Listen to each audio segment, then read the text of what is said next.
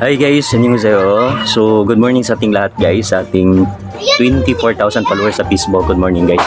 So ano guys, hindi lang pala yung kuta ang nagbabago.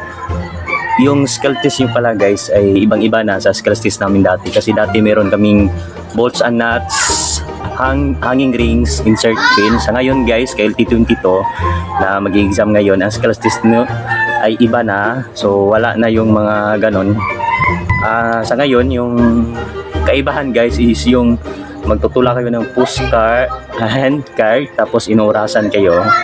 Tapos yung pinag-ano kayo, parang anong tawag nun, pinag-exercise kayo, tapos ganun din, inuurasan. So wala sa amin yan dati, KLT 21 last year, wala sa amin yan. So iba na ngayon guys.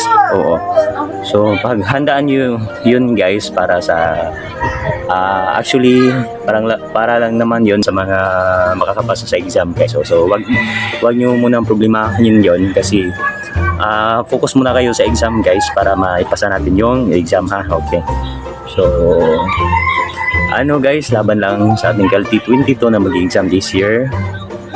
Laban lang po, wag tayong paghinaan ng loob kasi kahit kunti lang ang kuta, alam kong ang exam ay ganun pa rin kahirap po. So dapat paghandaan natin guys para sa nalalapit na exam natin para maipasa natin yung exam guys para hindi masayang yung gasto natin. So good luck guys, KLT22 laban lang. So ito yung skills test nyo guys, papakita ko.